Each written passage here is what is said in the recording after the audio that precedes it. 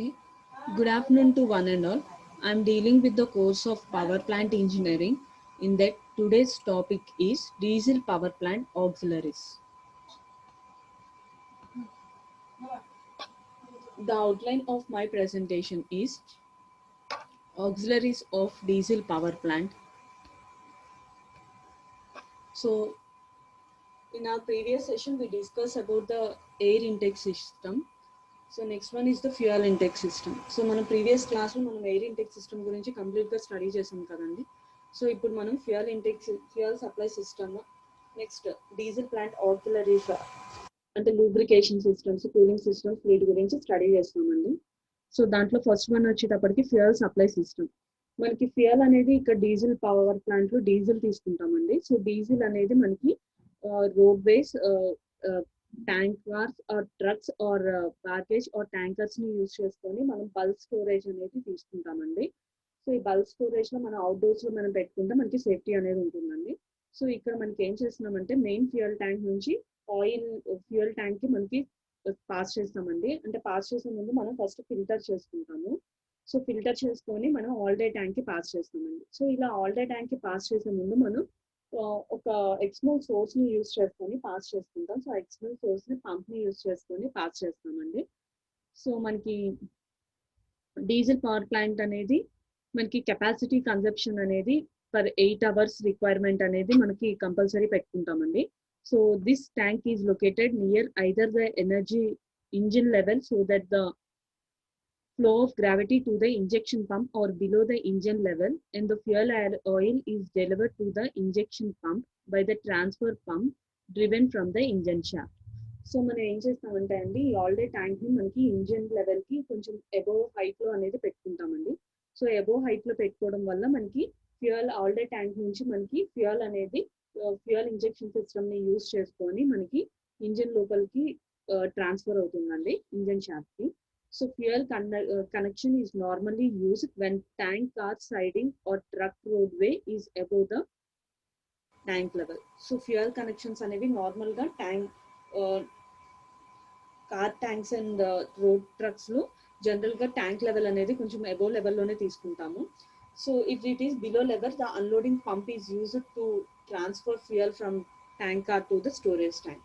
Suppose మనకి above store all day tank అనేది above లో స్టోర్ లేకపోతే ఇన్ కేస్ బిలోలో ఉంటే మనకి ఏం చేస్తామంటే ఎక్స్టర్నల్ గా ఇంకొక సోర్స్ అనేది యూజ్ చేస్తాం. సో ఎక్స్టర్నల్ సోర్స్ అనేది పంప్ అనేది యూజ్ చేసుకొని మనకి ట్రాన్స్ఫర్ చేసుకుంటామండి. ఓకేనా. సో అబోవ్లో ఉంటే మనకి ఎక్స్టర్నల్ సోర్స్ అవసరం లేదు, బిలోలో ఉంటే మన ఎక్స్టర్నల్ సోర్స్ ని యూజ్ చేసుకొని ఫ్యూయల్ అనేది సప్లై చేసుకుంటాం. ఓకేనండి. So this is the fuel supply system అండి. సో కార్ ట్యాంక్ ని కన్సిడర్ చేసుకుంటాము.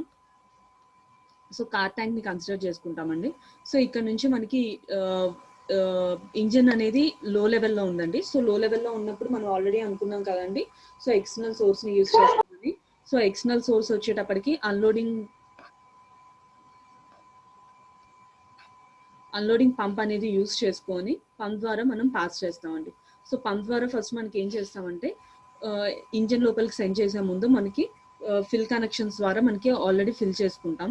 సో ఇక్కడ మనకి స్ట్రైనర్స్ ఏమన్నా ఇక్కడ ఒక స్ట్రైనర్ యూజ్ చేస్తామండి. స్ట్రైనర్ ఎందుకు యూజ్ చేస్తామంటే ఫ్యూయల్ లోపల ఏమైనా ఇంప్యూరిటీస్ ఉంటే ఇంప్యూరిటీస్ ని రిమూవ్ చేసుకోవడం కోసం మనం యూజ్ చేస్తామండి. సో ఇక్కడ నుంచి స్ట్రైనర్ నుంచి మనకి ఏం చేస్తామంటే vent hole or manholes ద్వారా మనకి ఫ్యూయల్ అనేది స్టోర్ చేసుకుంటాం. అలానే ఇక్కడ ఒక సక్షన్ లైన్ ని యూజ్ చేసుకొని మనకి ట్రాన్స్ఫర్ పంప్ ద్వారా మనకి ఇంజిన్ లోపలికి క్రెయిన్స్ ని యూజ్ చేసుకొని సెండ్ చేస్తామండి. So this is the all day tank. So again ఇక్కడ మనకి ట్యాంక్ లో ఫ్యూయల్ అనేది సప్లై ఎక్కువైంది అనుకోండి, అగైన్ మనకి రిటర్న్ అవుతుందండి. ఓకేనా. సో ఇలా కంటిన్యూషన్ గా ఫ్యూయల్ సప్లై అనేది జరుగుతుంది. Next lubrication. ఓకే, మనకి ఆల్రెడీ మనకి ప్రీవియస్ గా అనుకున్నాం కదండి. సో లూబ్రికేషన్ అనేది మనకి 2 పర్పస్ కింద యూజ్ అవుతుంది. ఫస్ట్ వన్ వచ్చేటప్పటికి ఇంజిన్ యొక్క కాంపోనెంట్స్ ని వేర్ అవ్వకుండా యూజ్ చేస్తుంది.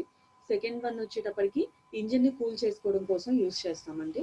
So the 5 essential function of fuel injection systems. ఓకేనండి. ఫ్యూయల్ ఇంజెక్షన్ సిస్టమ్స్ అనేవి మనకి 5 ఎసెన్షియల్ కాంపోనెంట్స్ ఉన్నాయండి. సో ఫస్ట్ వన్ వచ్చేటప్పటికి delivery oil from the storage to the fuel injector. So oil ని స్టోరేజ్ నుంచి ఫ్యూయల్ ఇంజెక్టర్ సిస్టమ్ కి store చేసుకోవడం కోసం యూజ్ చేస్తామండి. To raise the fuel pressure to the level required for atomization. So మనకి ప్రెషర్ని increase చేసుకోవడం కోసం యూజ్ చేస్తారండి. సో ప్రెషర్ ఇంక్రీజ్ దేనికోసం యూజ్ అవుతుందంటే అటమైజేషన్స్ కోసం. అంటే ఫ్యూయల్ అనేది మనం ఏం చేస్తామంటే స్మాల్ ఆటమ్స్ కింద స్ప్లిట్అప్ చేసుకుంటామండి. సో స్మాల్ ఆటమ్స్ కింద ఎందుకు స్ప్లిట్అప్ చేస్తామంటే స్మాల్ ఆటమ్స్ కింద స్ప్లిట్అప్ చేస్తే మనకి కంబషన్ ప్రాసెస్ అనేది చాలా ఫాస్ట్గా ఉంటుందండి. Next to measure and control the amount of fuel admitted in each cycle. So మనకి ఒక సైకిల్ కంప్లీట్ అయిన తర్వాత మనకి మెజర్ చేసుకోవడం కోసం, కంట్రోల్ చేసుకోవడం కోసం కూడా ఫ్యూయల్ యొక్క లెవెల్ని కంట్రోల్ చేసుకోవడం కోసం మనం ఫ్యూయల్ ఇంజెక్షన్ సిస్టమ్స్ అనేవి యూజ్ చేస్తాం. To control the time of injections. So ఎంత టైంకి మనకి ఫ్యూయల్ అనేది ఇంజెక్ట్ చేసుకోవాలన్నది కూడా మనకి ఫ్యూయల్ ఇంజెక్షన్ సిస్టమ్ ద్వారా మనకి జరుగుతుందండి. So to spray fuel into the cylinder in atomized form for thorough mixing and burning. So already మనం అనుకున్నాం కదండి. సో అటమైజేషన్ ఎందుకోసం యూజ్ చేస్తాము, స్మాల్ ఆటమ్స్ కింద స్ప్లిట్అప్ చేస్తాము. సో స్మాల్ ఆటమ్స్ కింద స్ప్లిట్అప్ చేస్తే మనకి మిక్సింగ్ అనేది ఎయిర్ ఫ్యూయల్ మిక్చర్ అనేది చాలా ఫాస్ట్గా మిక్స్ అవుతుంది అండ్ బర్నింగ్ అనేది చాలా ఫాస్ట్గా జరుగుతుందండి. So the above functions can be achieved in variety of ways. So మనకి ఇంజెక్షన్ సిస్టమ్స్ ఉన్నాయి కదండి. సో ఇంజెక్షన్ సిస్టమ్స్ అనేవి మనకి డిఫరెంట్ వేస్ ఉన్నాయండి.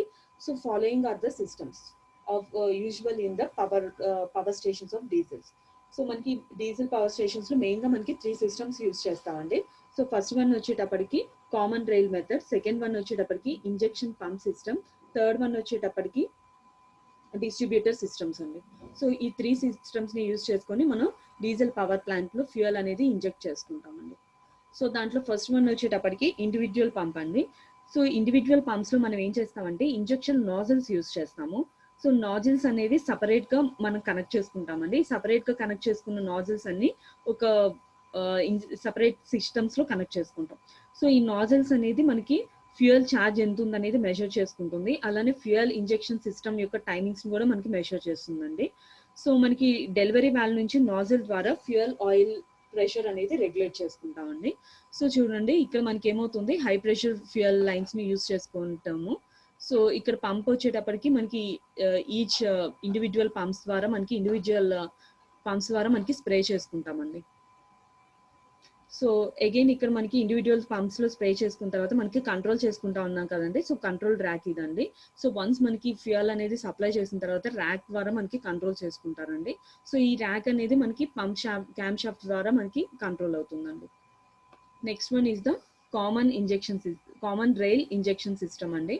So common rail injection system లో వచ్చేటప్పటికి పంప్ అనేది ప్రెషర్ ని రెగ్యులేట్ చేసుకోవడం కోసం యూజ్ చేస్తారండి.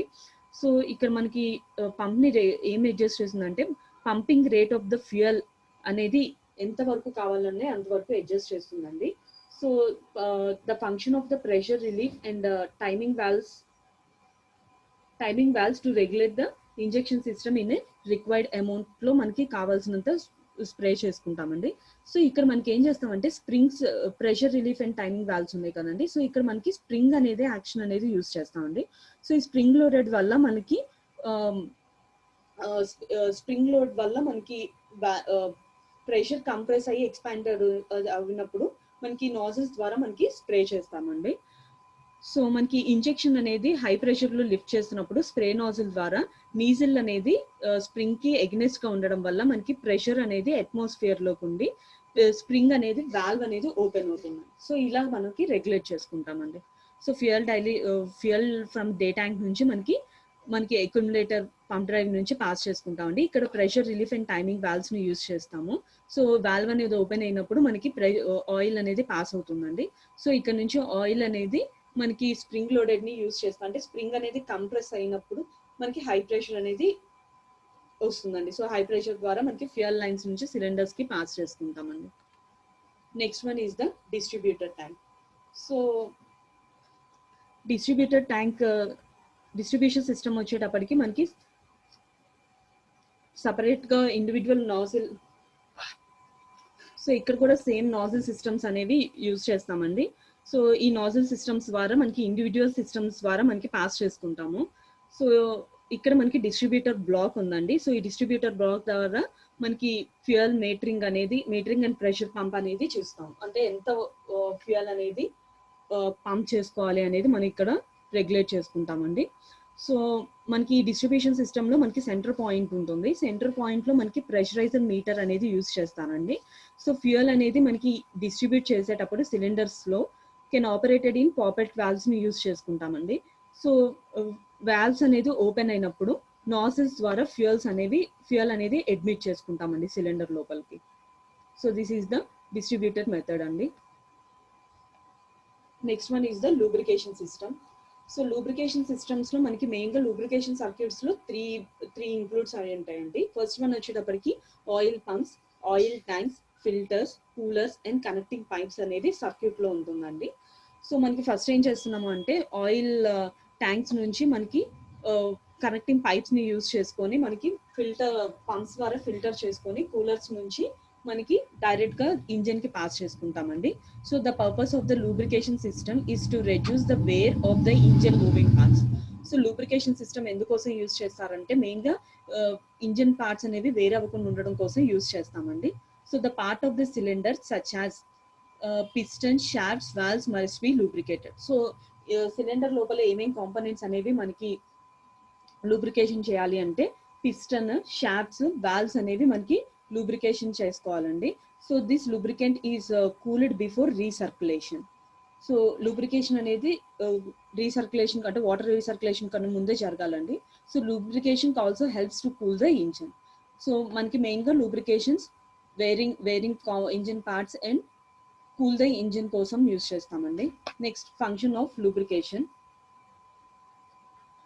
So there are different functions of the lubrications only. First one, to reduce the friction and wear between the parts having relative motion by minimizing the force of friction and enclosures smooth running of the parts. So మనకి lubrication వచ్చేటప్పటికి friction ని reduce చేసుకోవడం కోసం and moving parts wear అవ్వకుండా ఉండడం కోసం and minimises the friction ని reduce చేసుకోవడం కోసం యూజ్ చేస్తామండి. So to seal a space adjoining the surface such as piston rings and cylinder linears. So మనకి లూబ్రికేషన్ అనేది మనకి ఒక పిస్టన్ రింగ్స్ అండ్ సిలిండ్రికల్ అనేది లీనియర్ డైరెక్షన్స్ లో మూవ్ అవడం కోసం యూజ్ చేస్తారండి. So to clean the surface by carrying away the carbon and metal particles caused by wear. So మనకి కంటిన్యూషన్ గా యూజ్ చేస్తున్నాం అనుకోండి, ఇంజిన్ అనేది కంటిన్యూషన్ గా రన్ అవుతుందండి. సో రన్ అవుతున్నప్పుడు కార్బన్ పార్టికల్స్, మెటల్ పార్టికల్స్ అనేవి మనకు లేయర్ ఫామ్ అవుతుందండి. సో దాన్ని కూడా రిమూవ్ చేసుకోవడం కోసం, ఆ కార్బన్ మెటల్ పార్టికల్స్ ని రిమూవ్ చేసుకోవడం కోసం కూడా మనం లూబ్రికేషన్ యూజ్ చేస్తామండి. To absorb shock between the bearings and other parts and consequently reduces noise. So మనకి షాక్స్ ఏమైనా ఉంటే బేరింగ్స్ నుంచి అబ్జార్బ్ చేసుకోవడం కోసం, నాయిస్ ని రెడ్యూస్ అంటే మనకి మూవింగ్ పార్ట్స్ వల్ల మనకి నాయిస్ పొల్యూషన్ వస్తుంది అనుకున్నాం కదండి. సో ఆ నాయిస్ ని కూడా మనం రెడ్యూస్ చేసుకోవడం కోసం లూబ్రికేషన్ యూజ్ చేస్తామండి. To cool the surface by carrying away the heat generated due to friction. So మనకి ఇంజిన్ అనేది రన్ అవుతున్నప్పుడు హీట్ అనేది ప్రొడ్యూస్ అవుతుంది కదండి. సో హీట్ ద్వారా మనకి ఫ్రిక్షన్ అనేది అరైజ్ అవుతుంది. సో దాన్ని కూల్ చేసుకోవడం కోసం కూడా మనం లూబ్రికేషన్ ని యూజ్ చేస్తామండి. So it helps the piston ring to seal the gases in the cylinders. So piston rings మనం క్లీన్ చేసుకుంటే గ్యాసెస్ ఏమన్నా ఉంటే దాన్ని రిమూవ్ చేస్తుందండి. So it removes the heat generated due to the friction and keeps the parts cool. So already మనం అనుకున్నాం కదండి, combustion process తర్వాత హీట్ అనేది జనరేట్ అవుతుంది అనేసి. సో హీట్ ద్వారా ఫ్రిక్షన్ ని మనం రిమూవ్ చేస్తుందండి. అలానే పార్ట్స్ ని కూల్ చేసుకోవడం కోసం కూడా మనం లూబ్రికేషన్ అనేది యూజ్ చేస్తాం. So these are the various functions of the lubrications. Next properties of lubrications. So మనకి లూబ్రికేషన్ యొక్క ప్రాపర్టీస్ అనేవి డిఫరెంట్ ప్రాపర్టీస్ ఉన్నాయండి. సో దాంట్లో first one viscosity. So viscosity is the measure of resistance to flow or the internal friction of the lubricant. So మనకి viscosity అనేది మనకి fluid యొక్క flow resistance చేస్తుందండి. Next one is next property is viscosity index.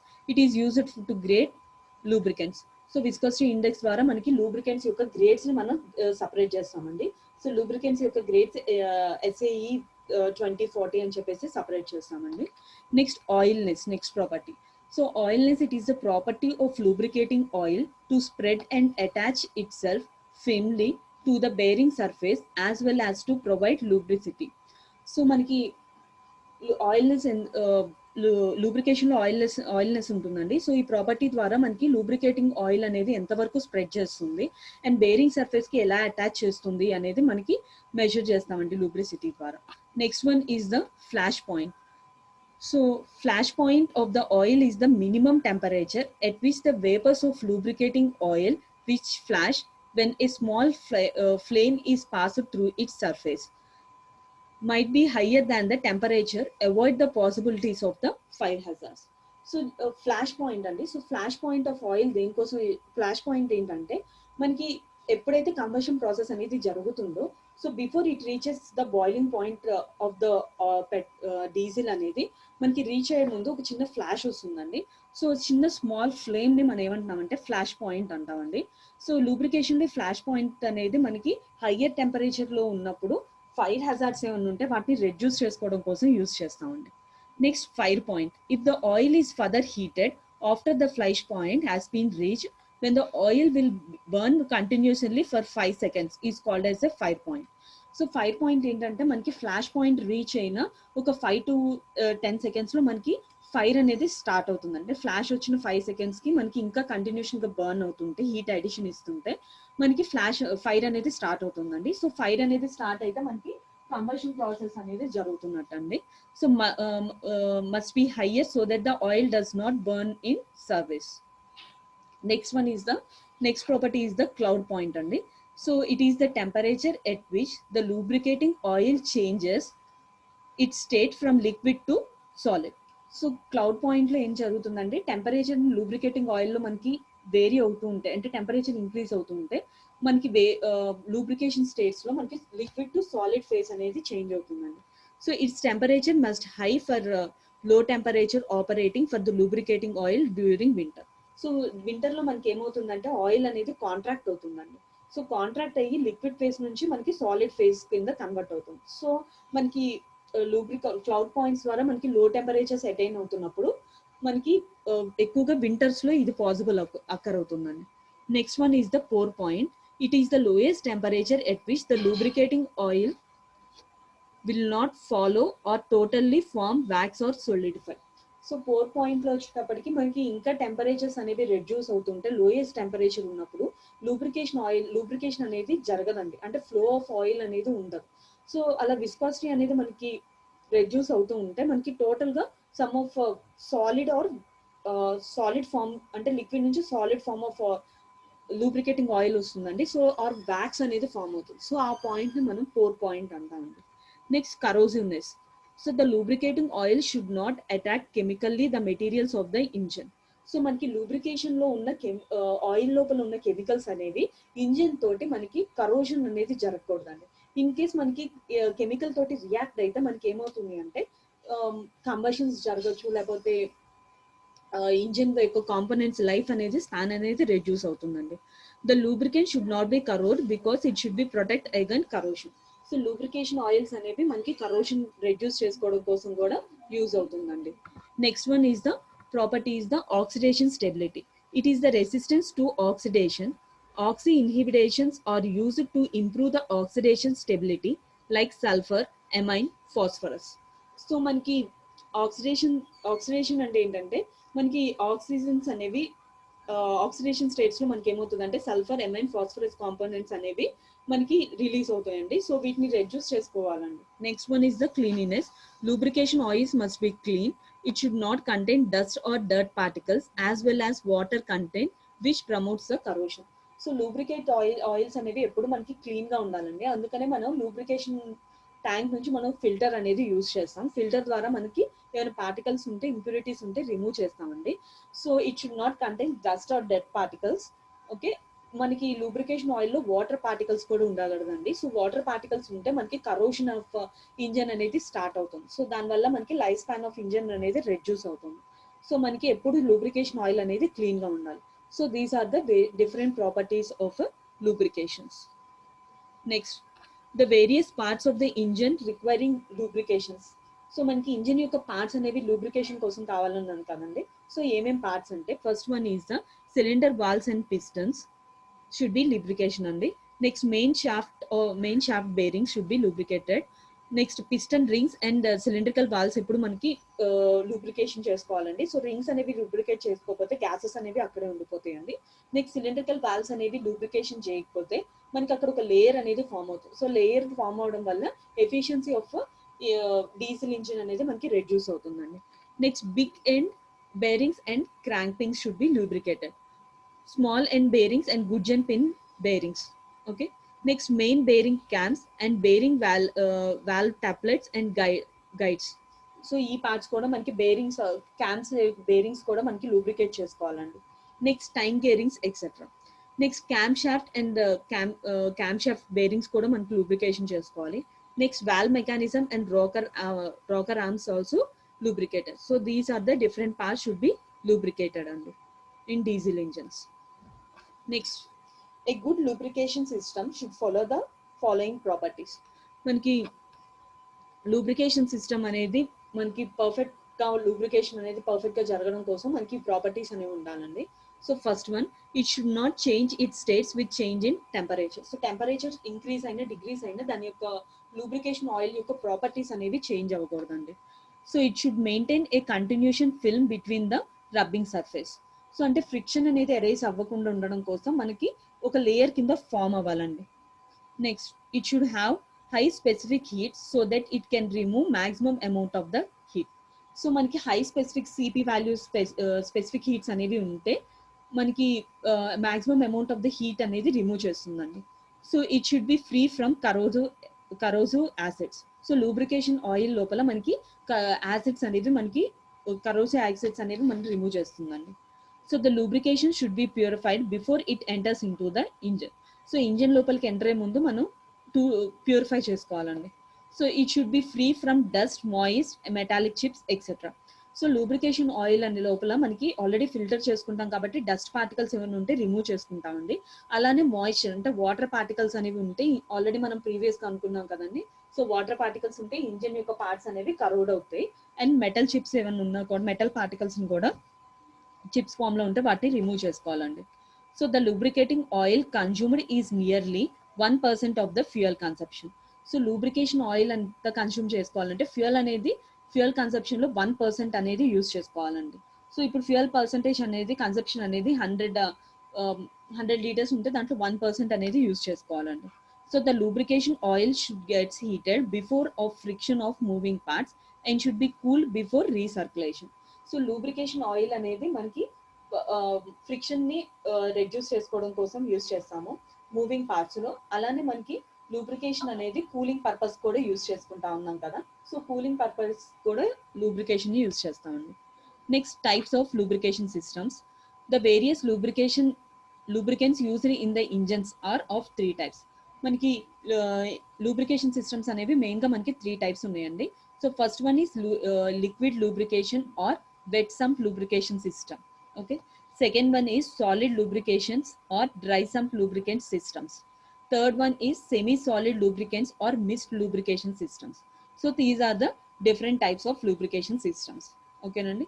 So మనం first lubricants అనుకున్నాం కదండి. So lubricants యొక్క materials ఏవేంటి అనేది చూస్తామండి. Lubricants made of animal fat does not stand much heat. So it becomes waxy and gummy which is not very suitable for the machines. So lubricants అనేవి maximum మనం animal fats should not అంటే animal fats అనేవి maximum amount of heat reach అయినప్పుడు మనకి waxy are gummy particles అనేవి form అవుతాయండి. So these are not suitable అండి. Next, vegetable lubricants are obtained from seeds, fruits and plants.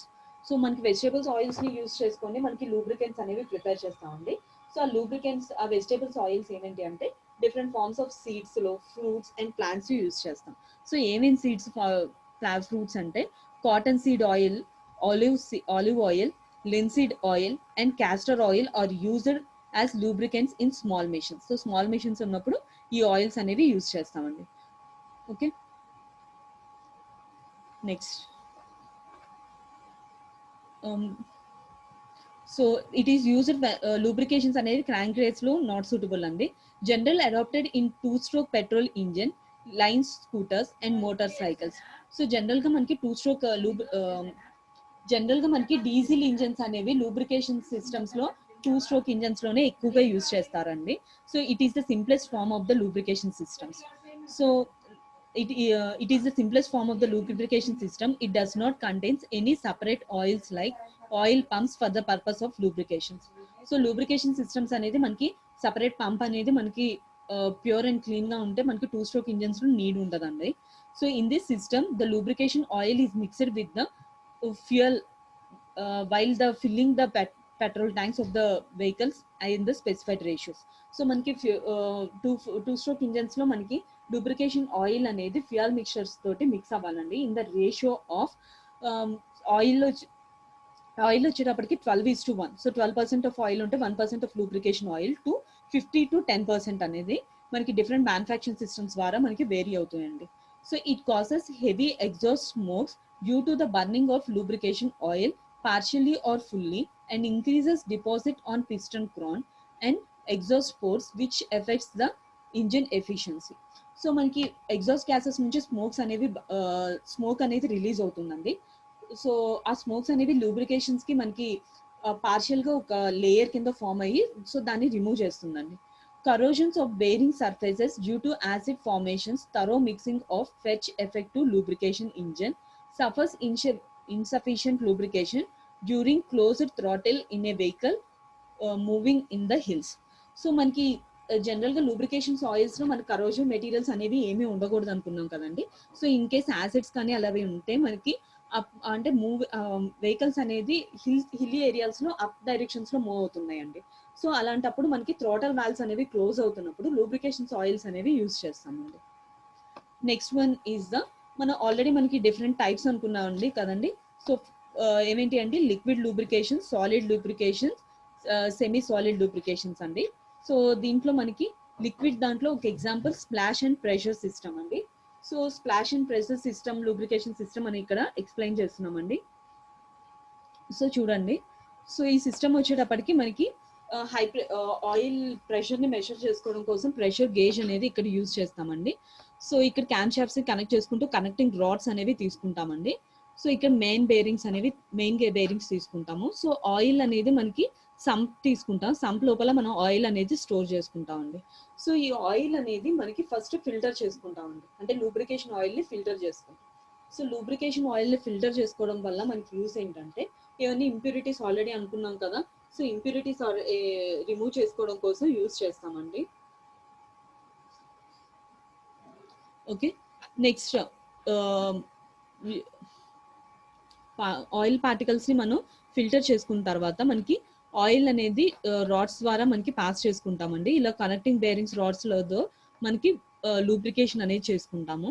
So ఇక్కడ oil యొక్క pressure ఎంత మెయింటైన్ అవుతుందని రెగ్యులేట్ చేసుకోవడం కోసం ఆయిల్ ప్రెషర్ గేజ్ అనేది యూజ్ చేస్తామండి. సో ఇలా మనకి రాడ్స్ కి మనకి ఆయిల్స్ అనేవి లూబ్రికేషన్ అనేది ప్రాసెస్ ఇలా జరుగుతుందండి. ఓకే, మరి డౌట్స్ ఏమైనా ఉన్నాయా?